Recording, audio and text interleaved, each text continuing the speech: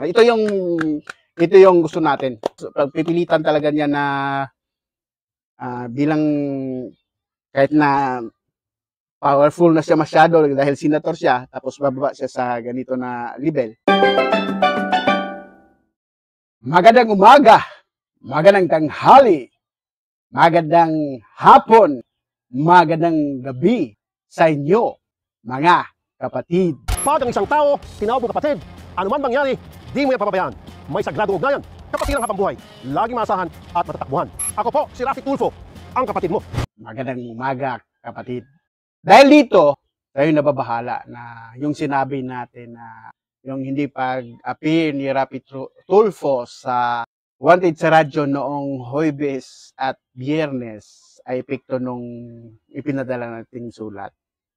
Pero hindi pala.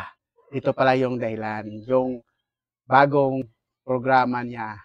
Kapatid mo! My bad. Akala natin, in-anticipate natin na epekto yun ng sulat na pinadala natin. Pero ito pala yung dahilan. Yung kapatid mo, Idol Rafi Tulfo. Balikan natin yung nangyari nung Biyernes sa Wanted sa radyo. Ito yung gusto natin na dapat nangyayari sa Wanted sa radyo. Yung may complainant, tapos may yung nagrereklamo, at saka yung nireklamo, magharap-harap sila doon sa studio. Yung pamaraan na sila yung magkakausap-usap. Ito yun. Maganda yun. Kasi nakikita natin na dito sa episode na to, is wala silang tinatawagan. No? Lahat ng party na gustong magsagupa dyan sa Wanted sa radyo, nagkakausap, nakikita, or willing sila na mag-usap or makita doon sa Wanted sa radyo. Ang di natin gusto yung tinatawagan nila, may tinatawagan sila. Pangit tingnan na ikaw na may reklamo doon, pumunta ka sa Rafi Tulfo in Action or sa Wanted sa radyo, tapos kuksa ka na lang tatawagan. Nawawala yung ano natin nawawala yung process, no? Na may mga legal processes naman tayo na dapat sundin para hindi ma-violate yung mga privacy natin. Yung right to privacy, yung mga gano'n. Ulitin ko, yun ang pinakaayaw natin yung titatawagan, lalo na yung mga nagtatrabaho, mga empleyado ng gobyerno. Imagine niyo, pagsimula pa lang ng programa, tatawagan ka na nun. Ikaw, kawani ka ng gobyerno, ano bang magagawa mo? Aabot ng 30 minutes doon, nakababad ka doon sa telepono para maghintay kung kailan ka kakausapin, no? Ganon, ang pangit, kawalan ng panahon sa kawani ng gobyerno para magtrabaho, para lang abangan kung kailan ka tanungin at para magbigay mong sagot. Saka wala ka namang magagawa talaga kung hayaan natin to na ganito palagi. Kasi, of course, senator ang nagdadala ng pangalan sa Wanted sa radyo. Pag ikaw yung kawani, no choice ka. Baka pag-initan ka ni Senator, ni Tulfo. Pero in fairness, pamunoodin muna natin to na ganito dapat ang ganito ang dapat na format, no, sa Wanted sa radyo. Yung merong nagreklamo, bahala na kayo kung anong gagawin niyo diyan loob sa studio niyo. Basta willing lang yung mga participants nyo, basta willing lang talaga magsalita, willing na magkausap sila, walang problema yan. Oo, ipapatunayan niya ni Kapitan na sinasabi niya, nasaan mga reklamo nila? Yes, nandun na nga. Sila nandun nga po. The fact po na may summon sa inyo is proof enough na meron. Wala po ako na-receive na summon. Kasi nga po, doon din, proof din sa kanila na merong attempt to serve, pero denied po ang acceptance. Wala pa ako nare-receive, ma'am, dahil ang ganda ng pagkaplano po yan ni Kapitan. Kaya hindi ko po sila, ma'am, nabayaran. Sabihin ko sa inyo, ma'am, mula nung nakipag-ano ako sa ano niya yan, at sa mga kaibigan kong mga nangluko sa akin, kaya hindi ko sila yan nabayaran, ma'am. Hindi ako mag-o-order ng items na wala akong pangbayad. At hindi ako mag-o-order ng sinasabi lang wala po. Ma'am, hindi po kami na may personal dito. Hindi naman po namin kayo kilala. Kami po diba? Personally, para sa atin, para sa atin pa, no? Para sa atin, maganda yung ganun.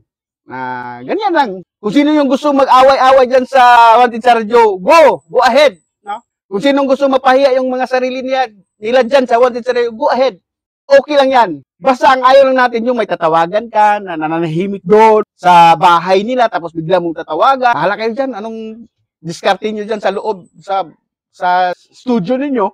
Basta ang sinasabi lang natin, willing yung nagpa-participate doon sa studio nyo, o yung mga taong tinatawagan nyo. Huwag yung bigla-bigla, urada-urada, pinapahintay nyo ng ilang minuto para para sagutin. Sayang yung oras, no, ng mga tao na nadadamay dyan dahil sa Wanted sa radyo. Sayang yung oras, sayang yung ano, tapos imagine, tatawagan ka lang bigla, wala kang alam-alam kung ano ba, ganito. Ikaw daw, tawagan ka, ura-urada, tapos sasagot ka. Magkakautal-utal ka dyan.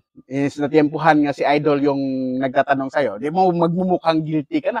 Nagmumukhang hindi ka nagtatrabaho kung empleyado ka ng gobyerno, nagmumukhang wala kang ginawa sa opisina mo, kundi magtatanga-tangahan na lang kasi nauutal ka dyan sa pagsagot sa mga tanong. Kaya pala hindi dumalo si Idol, Raffy Tulfo doon sa Huwebes at Biyernes. Kaya siguro nag-iba ng schedule. Monday at Tuesday, Wednesday, doon dito siya sa Wanted sa radyo kasi mag-taping, maghahanda para sa bagong programa niya.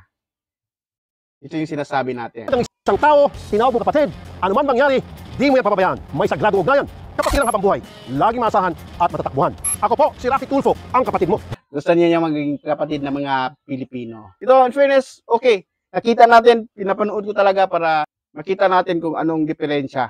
Okay ako dito sa program na to. Yun ang gusto natin na makita sa kanya. No? Na journalism lang talaga na nakita natin.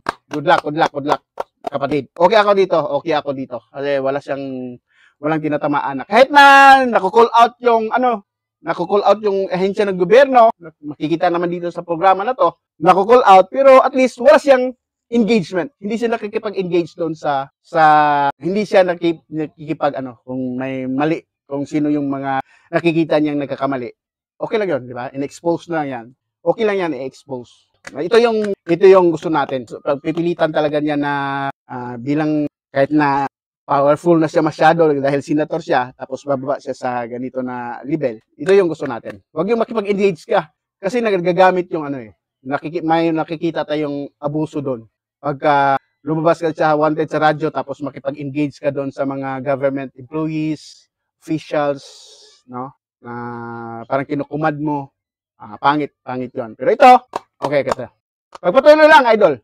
Kapatid, pagpatuloy lang. Pagpatuloy mo lang yung sa Martes at Wednesday na lang. Akala pa naman natin, epekto yun ng hindi siya lumabas nga. Ulitin natin, akala pa naman natin na epekto yun ng sulat natin. Hindi pala.